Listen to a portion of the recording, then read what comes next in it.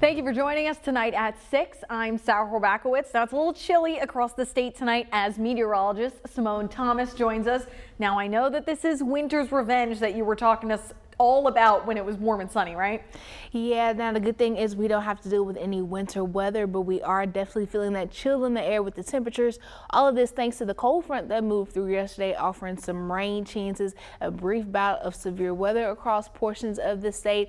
Here's a check-in of highs today, a lot colder than what we've seen over recent weeks. 46 was the high here in Little Rock. Pine Bluff only getting up to 40 today. Searcy, Clinton got up to 43, so right in the middle. Now we are starting to see a decrease in clouds as we continue overnight, especially after midnight. We'll start to see more of those clear skies. That's going to help temperatures drop down even further into the 20s overnight. So if you're headed out early Sunday morning, you're definitely going to want to bundle up because we've got a chilly night ahead of us, but we'll warm up to near average temperatures tomorrow afternoon with plenty of sunshine. I'll have a look at the week ahead coming up later on in the show, so make sure you stick around.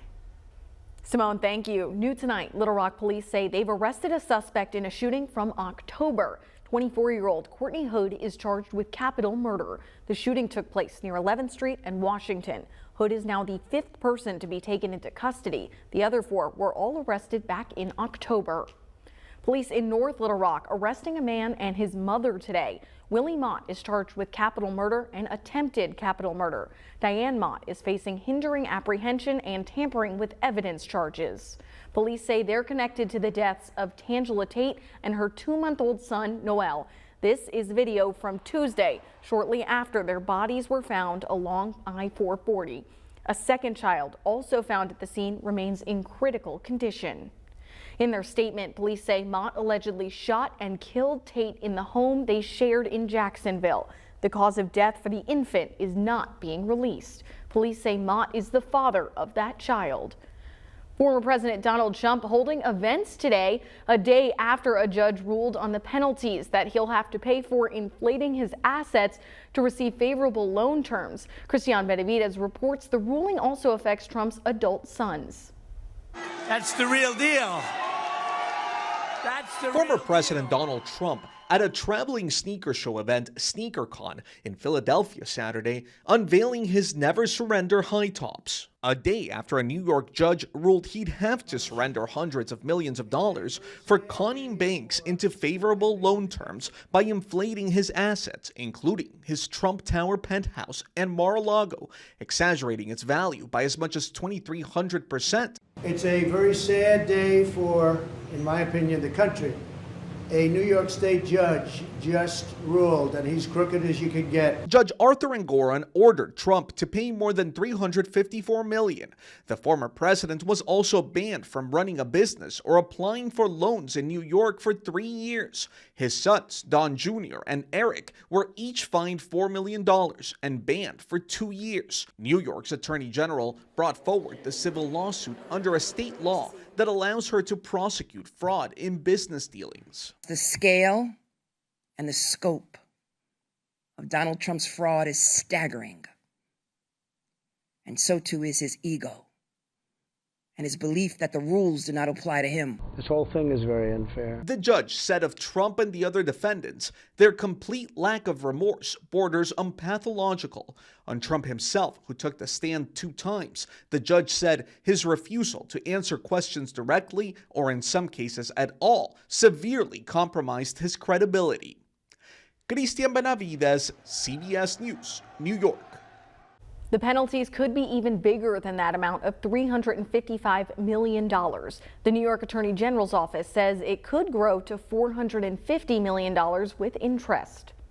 Now, in today's world, we're all at risk of being victims of a cyber attack, and big companies and organizations are no exception.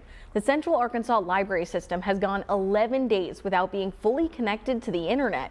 Since February 6th, all of the branches have been without internet access. CAL's executive director, Nate Coulter, says this is not a situation they want to be in, but experts are working as quickly as they can to get their systems up and running again. We know it's frustrating to the community, frustrating to our staff particularly. You can still go to the library and check out the books. You can still use your device to download audiobooks or ebooks to get things that are digital content from the library. There are also hotspots available during this outage so people can still get online. At this point, Coulter says he has no reason to believe anyone's personal information has gotten out of the cloud server.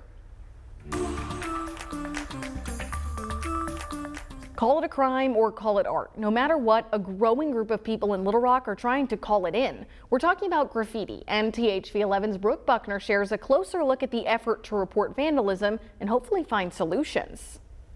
There are a lot of very strong opinions about it. That's why Michael Bynum decided to create this Facebook group to raise awareness on graffiti around the city. The city has a challenge, and it's twofold. Number one is finding an effective way of getting rid of unsanctioned graffiti that doesn't involve getting the police or code enforcement involved.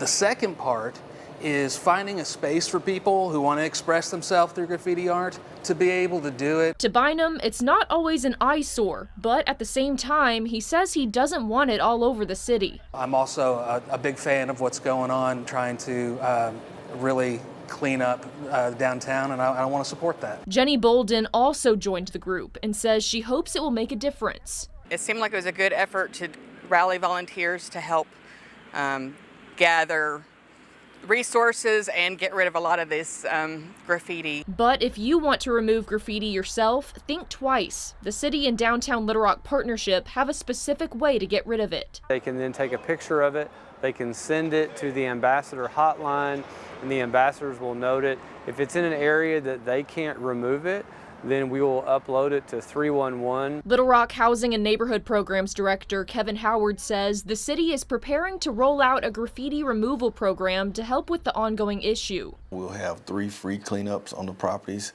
but we would have to get permission from that property owner to go out and remove that graffiti. Howard says the mayor is also working to give some of those artists a safe space for their art instead of putting it all over the city. We just have to come together as a community and figure out what our plan is to make that the best for everybody.